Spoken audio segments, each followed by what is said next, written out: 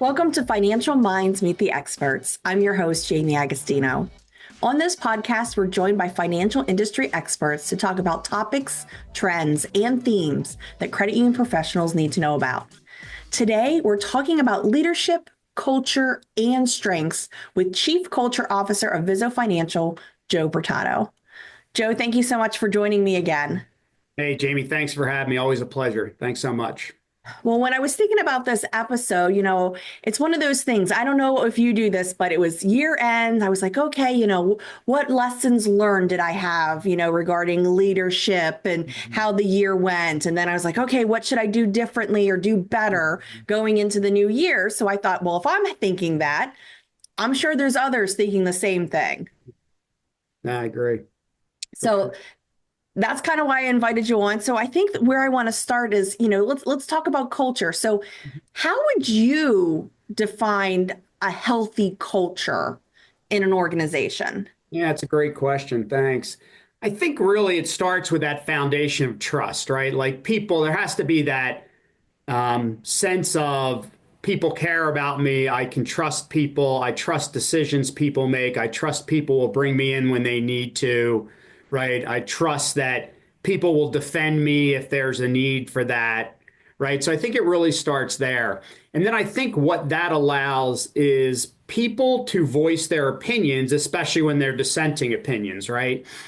So everybody likes to be heard. And so when people feel comfortable talking about things, it solves a whole bunch of issues, right? Because if I feel comfortable talking about something that's bothering me or demoralizing me, typically then you can figure out a way to work through that. So I think that's a big part of it. The other thing then I think that leads to is people are free to be who they are, right? Now, you always have to act within the values of your organization, right? You've got to act within the context of the values. But a lot of people wear masks at work. So they come to their credit union every day and they behave in ways that aren't really them, but they think that's where approval is. And I think when you've got a really strong culture, people are celebrated for who they are and they're really even admired for what they bring to the organization. And I think when people look at each other in a way of admiration, it's a game changer. So I think those are kind of the foundational pieces to me of a healthy culture. Okay. Well, if an organization has a strong culture, how does that strong culture contribute then to employee engagement and retention? Yeah, I mean, when you've got that kind of culture and leaders are really individualizing their leadership, right? So when leaders are really looking at a person as an individual who has certain needs, when those needs get met, people get more engaged. I mean, think about it at any place in your life, right? When your needs are not being met at home, at work, wherever, with your friend group, it's just not good, right? So when we can get our needs met, that kind of leads to that sense of engagement, right? It's like, hey, if my needs are getting met, I understand that people care about me and I'm willing then to give my discretionary effort most of the time. And that's really what engagement is. When people are proud to work for their organization, they're enthusiastic about their job, and they're willing to give that discretionary effort. And then typically when that's happening, most people are not leaving if they're unhappy, right? I think the stat right now is about 51% of people in the US are actively seeking a new job.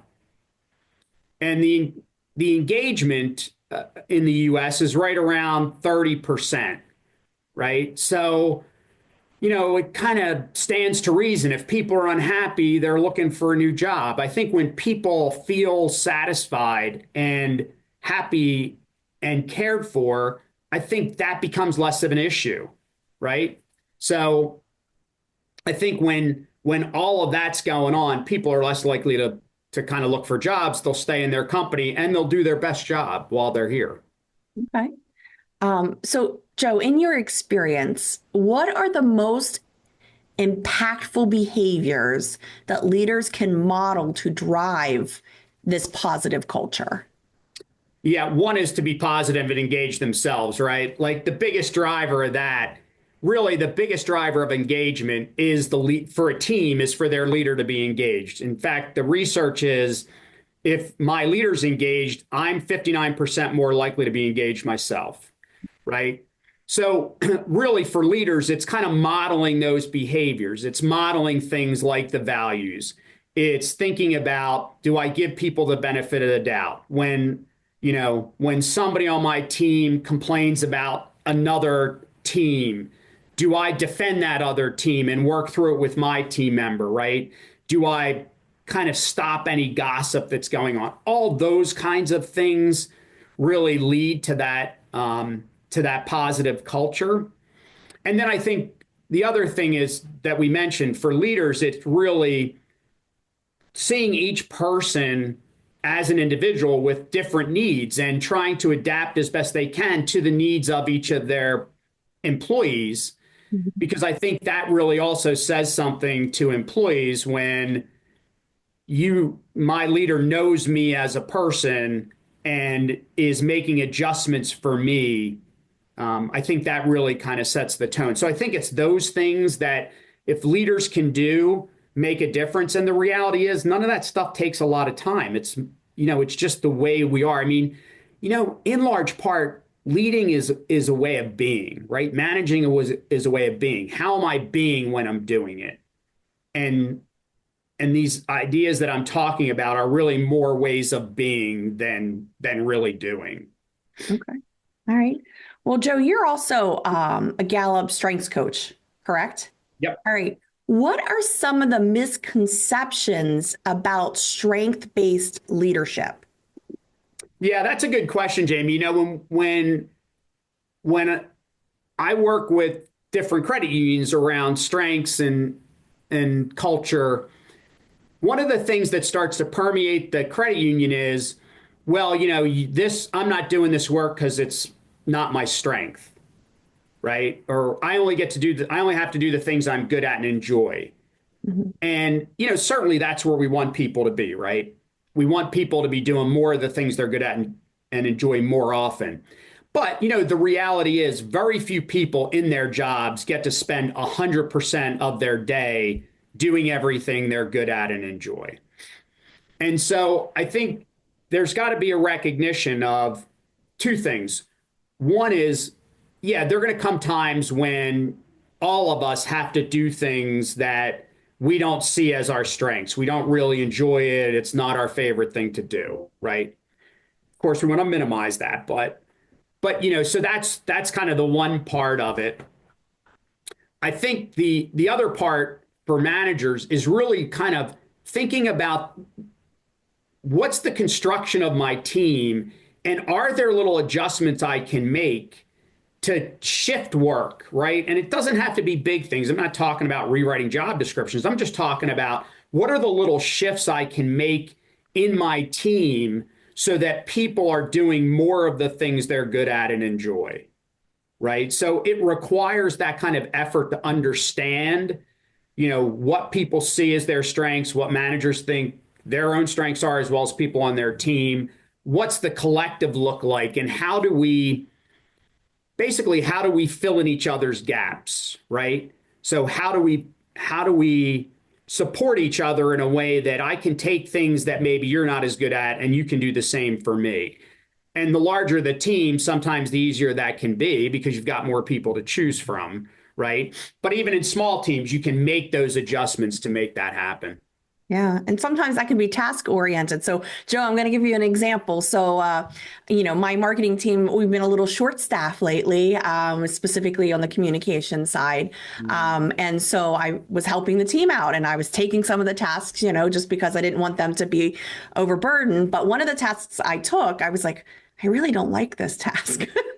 It's just not something that's in my wheelhouse. Like, it's not that I couldn't do it. It's just, It's not as fun for me. Yeah. So I reached out to Brittany, who and I was like, hey, are you willing to trade tasks with me? That's awesome. And so she was like, yeah, can you do this one? And I'll do that. I was like, oh, that's great. And I was able to have more energy for the task she had. And she knocked that out of the park with the one I gave her. So it was just kind of balancing that. And so that's an example of what you're saying. And I think we both were content. Yeah. I mean, and that's a great example. And, you know, that's the thing too. Like, you know, you just talk about the energy, right? When you're doing something that you really are good at and enjoy versus when you're, you know, kind of fighting through something. Your Yeah. energy level's so different. And again, that stuff leads to just high levels of engagement. And I love the way you trade that task with Brittany, you know. I mean, that's the way to do it. It's just little things like that can make all the difference. So that's an awesome example. So, how can then leaders, use their team's strengths to create more, cohesion and high performance environments? Yeah, I mean, I think practically the thing to do is really over the course of a couple weeks, have people kind of inventory their tasks, right? So, you know, put it in buckets like, hey, here are things that I see as strengths, things I'm really good at and enjoy. Mhm. Here are things that I'm good enough at, but don't bring me any great energy, right? Just like the task you mentioned. Then maybe another bucket is here are tasks where, you know, I really don't feel comfortable doing it. I don't like to do it, and I'm not really comfortable with the results all the time. Mhm. And kind of have everybody do that over the course of, you know, 2, 3 weeks. So they really capture everything they do and have people be as specific as possible. And then sit down in a team meeting and really talk through, okay, where do we categorize things? And are there places where we might be able to make changes, where we can might switch tasks, right? The other thing to consider there is you don't want to cap people. So you don't want to say, well, you know, you're really good at this, so you just do this. Because, you know, sometimes people can get bored and it can be too much of a good thing. So you never want to cap people. So there's also this idea of like, what are your possible strengths? What are things maybe you've had a little opportunity to do and enjoyed it, but you're not proficient because you just haven't had enough practice? So, you know, kind of thinking with that about people. So taking essentially those four boxes Yeah. and saying, okay, are there shifts we can make among us to do more, each of us doing more of the things we're good at and enjoy? Because, you know, really good managers, in my opinion, are able to make the weaknesses of their team members irrelevant, right? The more I can make everybody's weaknesses irrelevant, I'm building their confidence, right? I'm increasing their competence. And then people feel like they can take on the world, right? So it's that kind of approach to me that can make a huge difference. And again, I'm not talking about rewriting job descriptions. I mean, if that an outcome, great. But I'm really just talking about how do we shift and move these tasks, kind of like your example. Yeah. Yeah. No, that's a great exercise. The marketing team, we have gone through that. And I think and maybe I'm wrong with my percentages, and maybe this is just what we kind of focus on our team, but we try to make sure 80% of the tasks, are the ones that really kind of they're engaged, like really they love to do, they have excitement. And then the 20% are, well, I can do it. I'm okay at it. And I don't mind doing it. So that's kind of the percentage that we've kind of gone with is the 80/20. Yeah. I don't know if that's the right percentage, but that's what we kind of went with. No, that's awesome by you, and you're right on the percentage. Actually, Gallup did some research with 8,115 employees, and they found the most engaged employees, right, the most committed to their organizations, had that 4-to-1 ratio Okay. of, you know, 4 times amount of time playing to my strengths versus working on my weaknesses. So yeah, you're spot on there, Jamie, as always. Okay. All right. Yeah. Well, then let's, can you share some stories or share a story where applying, this Gallup Strength Finders, and how it's helped transformed a team or even a whole organization?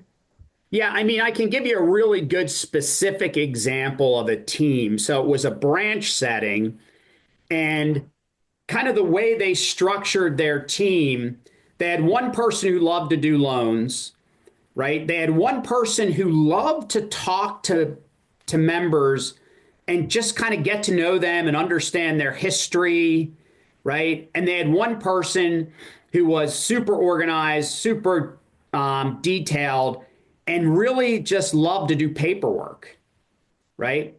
And then they had another person who really loved to help members solve problems.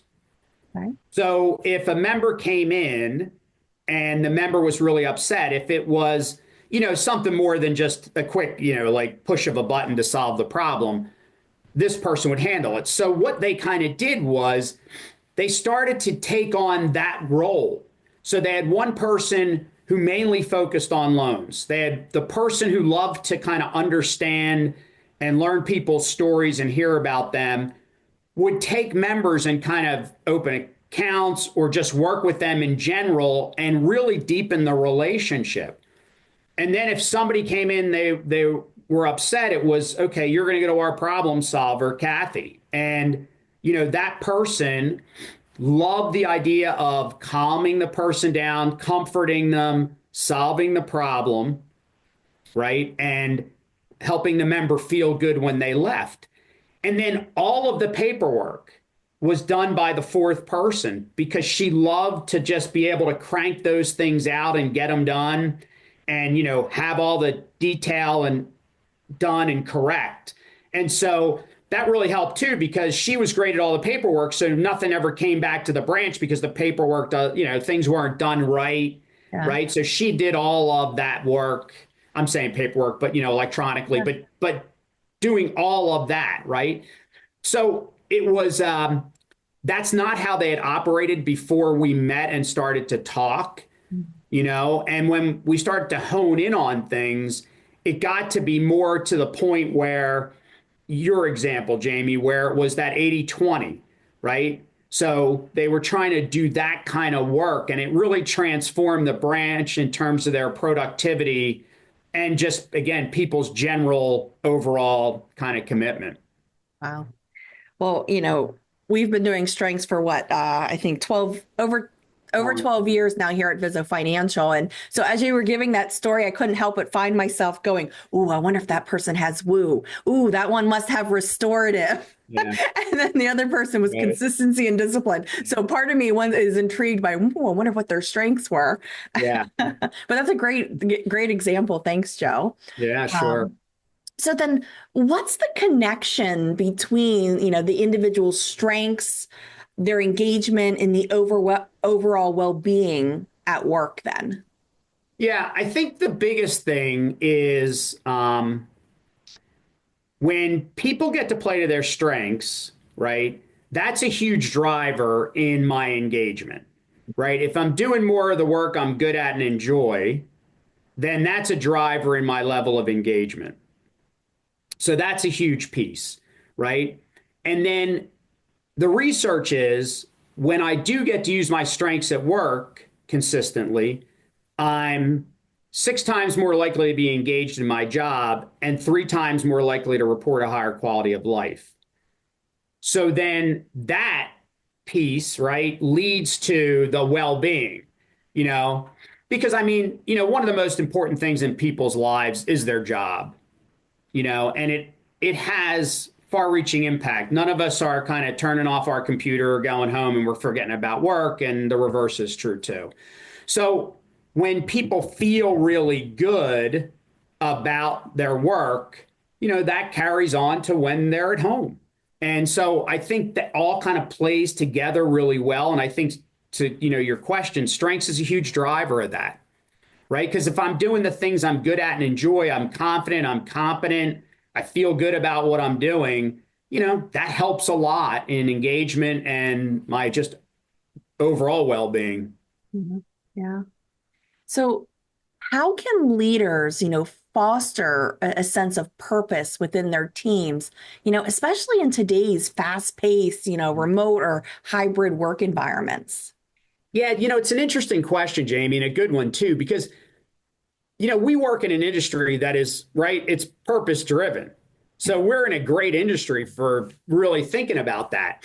And I think one of the things leaders can do that I'm not sure people do a lot is really talk about that, right? Talk about the purpose of the credit union, talk about the purpose of the industry, and connect what people do back to that purpose, right? Connect what people are doing every day and the outcomes back to the purpose of our industry or the credit union. And so I think it really, again, doesn't have to be a lot of time, but it's just thinking about spending some time in a team meeting or one-on-ones or when people are kind of doing something after they've done it. Just making that connection for people and helping them recognize, hey, there's the greater purpose to this.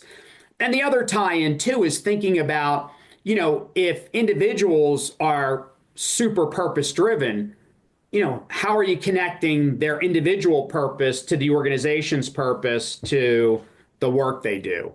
So I think it's just really taking time. And again, it doesn't have to be a lot, but just consistently doing it makes a huge difference. What advice do you have for emerging leaders, who want to build and sustain a great culture within their teams or organizations? Yeah, I mean, I think it's work at it, right? Like it doesn't happen by accident. Just kind of like your example, and you do a great job of this. I mean, you have highly engaged teams, and it's because you work at it, right? It's not like it's just you're going to let it happen by accident. You're very you're very purposeful about things that you do, and that's what makes the difference. So I think a big part of it is making sure you're focusing on that as part of what you're doing, right? So it's like, okay, most conversations I have with people at work usually are personal conversations, family, weekend, all that, and the work at hand. And, so it's thinking about how do I broaden those conversations, right? How do I broaden my actions to really think about what is it that I want to create for our team or our organization and the way people think about the company? Well, Joe, thank you so much. Any final thoughts for our listeners today? Yeah, I mean, I think it's a lot about, it's a lot about looking at people and recognizing it's not how smart you are, it's how you're smart, right? So how do we kind of take that idea and really leverage that with each member of our team? And how do we try to create a climate of admiration? Because again, I think if you admire people, you look at them much differently than if you just don't, or, you just look at them, right, like everybody else. But when you admire people, I think it changes things. And so I think things like that can make a huge difference. And then again, I think it's really working at how do I create this culture, and how do I really make sure that I'm always modeling the behaviors that I'm looking for. So, Well, Joe, thank you so much. Really appreciate you taking the time to join me today. yeah, thanks, Jamie. Always great to be here. Thanks for all the work you do for Vizo Financial and our members. So always, it's great working with you. Thanks. Thanks. And, as you're listening to today's podcast, if there's other things that you want to learn about leadership or strengths, let me know. We can invite Joe back on and ask him more questions. This is one of the things that he's very passionate about. So please reach out to me and let me know if there's more things you'd like to learn, and I'll be happy to bring them back. All right. So today's episode is brought to you by Vizo Financial's Financial Strategies Workshop. Vizo Financial's financial strategy workshops are back. These events are the meeting place of financial and strategy, where you can gain the education needed to fine-tune your credit union's money management methods and goals. These one-day workshops are designed to be hands-on, interactive experiences and will focus on the economy, asset liability management, investments, and AI. Not only do the workshop offer knowledge, networking, and continuing education credits, but they'll also feature expert speakers to guide you through these financial strategies. Dates and locations include upcoming March 12th at the Hershey Hotel in Hershey, PA, March 29th at the Marriott Richmond Short Pump in Richmond, Virginia. We got April 9th where we headed to Charlotte at the AC Hotel Charlotte Ballantine. And then our final stop will be April 23rd in Mars, PA, outside of Pittsburgh at the Doubletree by Hilton Pittsburgh Cranberry. There's still time to register, so please visit our website, www.vfccu.org, for more details. As always, Thanks so much for listening and make it a great day.